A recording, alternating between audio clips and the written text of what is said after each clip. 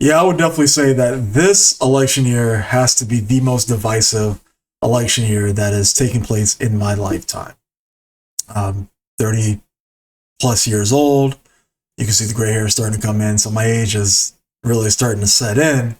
But as I was trying to think back, I was like, outside of when Obama ran for president, I can't really think of a year where identity politics was so strong. Uh, there was just so much aggression. Definitely, I don't remember an assassination attempt in my lifetime when it's come to presidents. Um, and then also, too, just the level of divisiveness that has come from both sides. I mean, it's really been an ugly year when it's come to this election year. I mean, don't get me wrong, every election year there's ugliness to it, but just this year seems like there's been that little more sprinkled hate just in there. And we have people that have come out speaking from either side, trying to sway voters to why they should vote for this party and why they shouldn't vote for that party. And now we have Obama that's come out and spoke to black men about why they should be voting for Kamala Harris. Take away all doubt and vote for Kamala Harris. Well, let's sit back and see what ex-President Barack Obama had to say.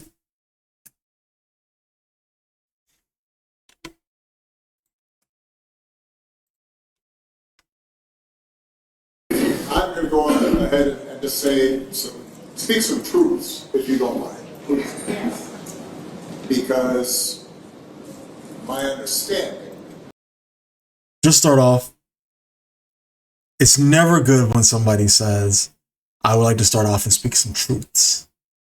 Because a lot of times what's going to happen is that when they say there's a truth, the truth is going to speak for itself, no matter what. So when you say something, if it is true, it'll have weight and people will respond and they'll take it to heart if it's the truth. So to say that you got to speak some truths, well, already my antennas are going to kind of go, because now it kind of feels like you're going to try to sprinkle your own truth, quote unquote, into it. Based on reports I'm getting from campaigns and communities, is that we have not yet seen the same kinds of energy and turnout in all quarters of our neighborhoods and communities as we saw when I was running. Translation, the Democratic Party thought that with promoting Kamala being black, quote unquote, that she would get the same kind of blind support that Barack got when he ran for president. That's what the Democratic Party was hoping, that black community, once they see that, hey, there's a black person, a black woman that is running for president, quote unquote, black, that automatically they will gravitate to her and that we're going to secure the black vote like we've been securing for the last 60 plus years. But this will put the nail in the coffin. Now, I also want to say that seems to be more pronounced with the brothers. So if you don't mind, just for a second, I'm going to speak to y'all directly. Now, another reason to why Barack Obama made sure to go out of his way to speak to black men is because polls have been showing that black men have been gravitating heavily towards Donald Trump. And that they do not look at Kamala as their choice president. And say that when you have a choice that is this clear, when on the one hand you have somebody who grew up like you, knows you, went to college with you, understands the struggles and pain and joy that comes from those experiences. Was able to work harder and do more and overcome and achieves the second highest office in the land and is putting forward concrete proposals to directly address the things that are vital in our neighborhoods and our communities, from housing to making sure that our mothers and our fathers and our grandparents can afford medicine, and making sure that, mind you, he is talking about the vice president that has been in office for 3.5 years. Mind you, again, just in case if anybody might have forgot, he's speaking about the current vice president who was running for president, who has been in office for 3.5 years, that could have made these changes, because she, again, like he said, knows the experiences, knows the joys, has been to the same colleges as us, knows what comes with it, knows our struggles. But 3.5 years, where was this at? Now it's starting to come out. I don't know. A little shaky right now. Let's continue. we are dealing with prices that are too high and rents that are too high, and are committed to making sure that we maintain the Affordable Care Act, so everybody's got help and cares about things like education and entrepreneurship in our neighborhoods. And that's on one side. And on the other side, you have someone who has consistently shown disregard, not just for the communities, but for you as a person. And you're thinking about sitting out?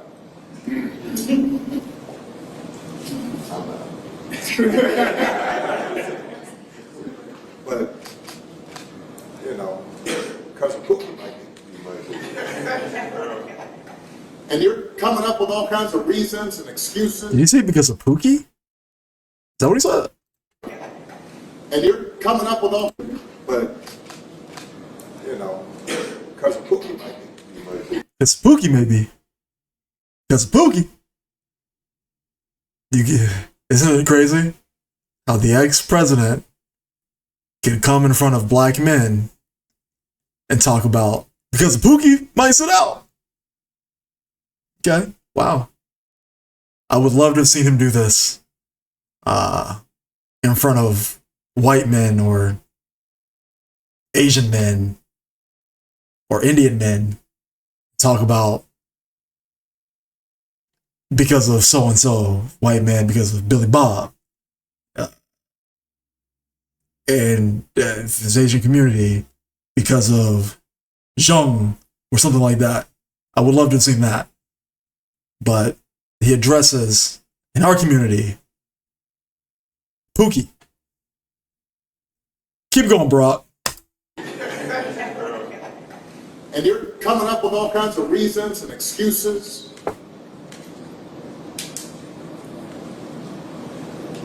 I've got a problem with that. Because part of it makes me think, and I'm speaking to men directly now, part of it makes me think that, well, you just aren't feeling the idea of having a woman as president. And you're coming up with other alternatives and other reasons for that. And I think...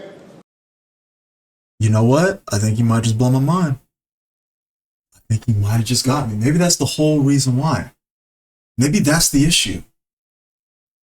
It's because she's a woman. Damn. Dang.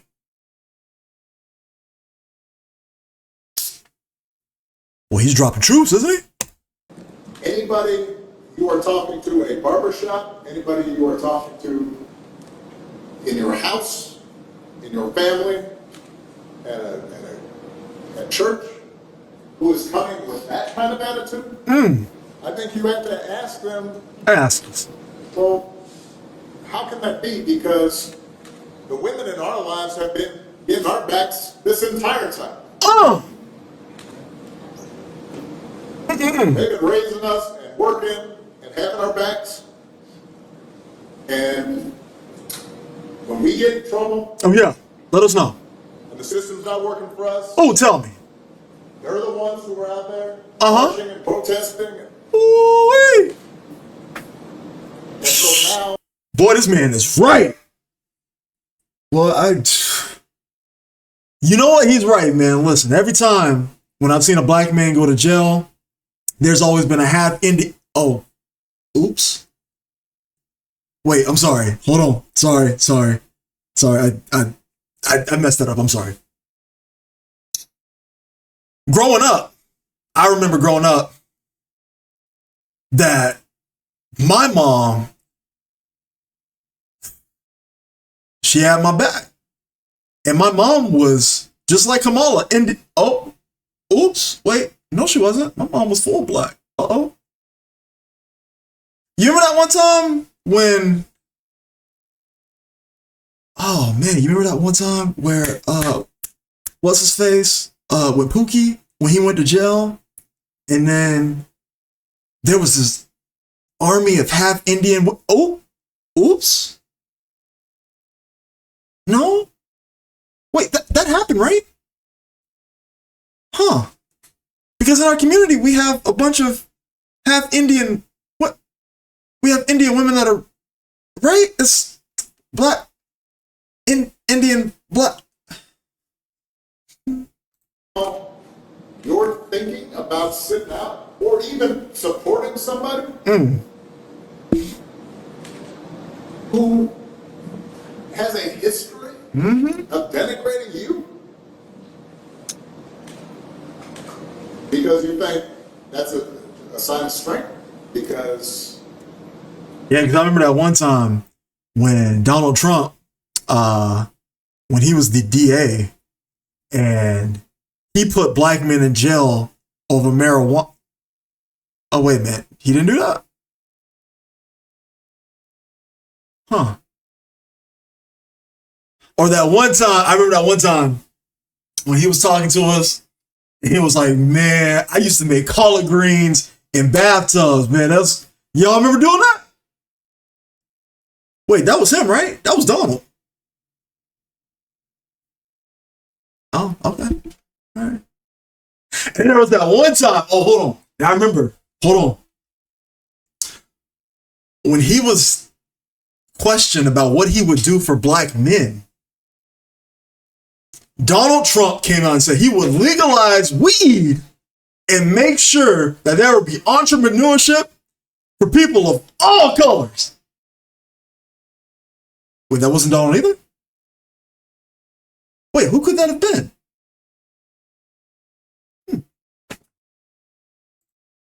that's what being a man is. Putting women down. Ooh. That's not acceptable. That's not. This shouldn't even be a question. Shouldn't even be a question. Shouldn't even be a question. You know what?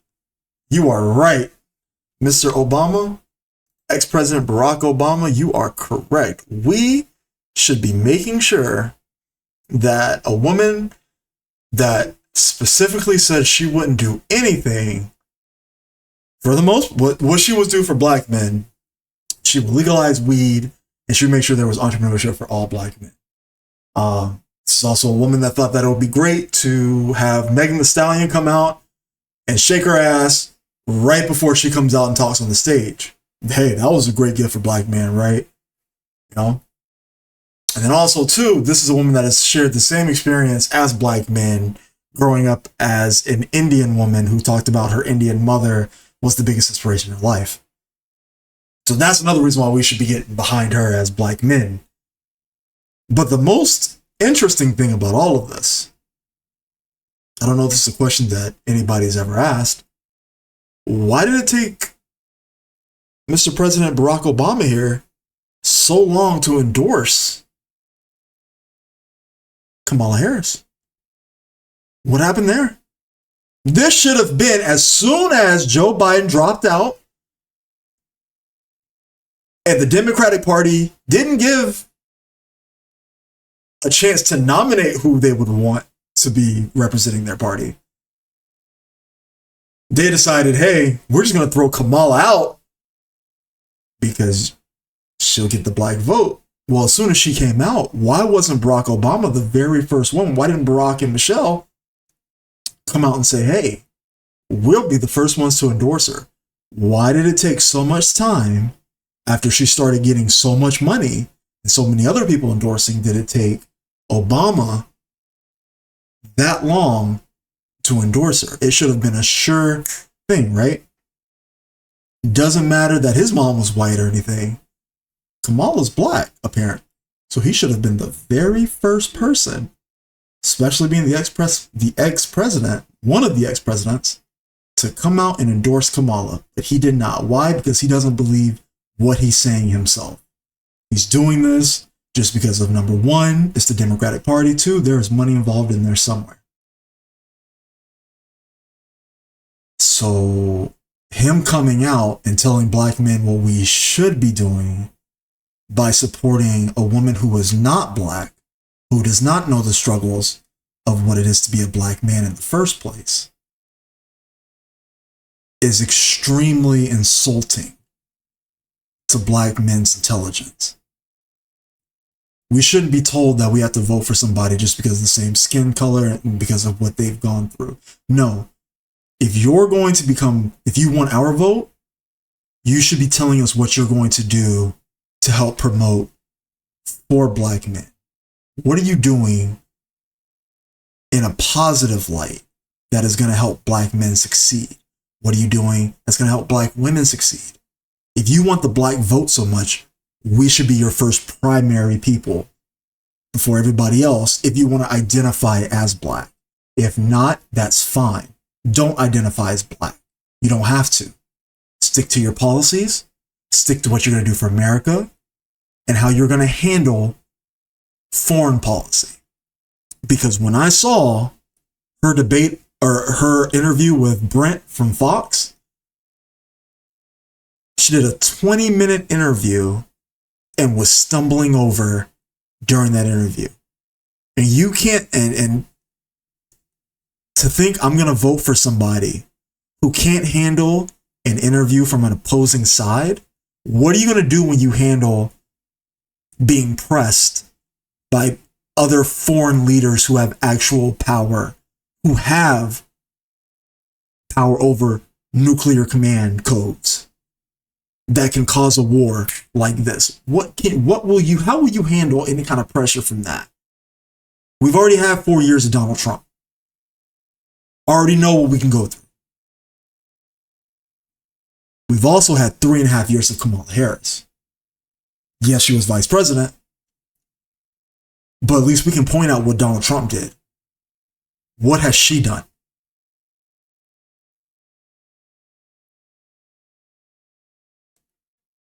We are not a monolith. Black men should be able to vote for whoever they want to vote for as long as it meets their needs. Black women should be able to do it. White men should be able to do it. White women should be able to do it. Everybody should be. If you're an American, you vote for what works for you. But to insult black men by trying to get a blind allegiance to, number one, a party who hasn't done anything for black people in 60 plus years. You must be out of your rabid mind if you think at this point that's what's going to happen. There's no more blind allegiance. Black people have been getting spat on and spat on and spat on for so long, but now it's a whole different ball game. It's not as easy now. Anyways, that's my take on it. Like the video, comment, subscribe. I'm gonna catch y'all on the next one. Let's get your damn mind.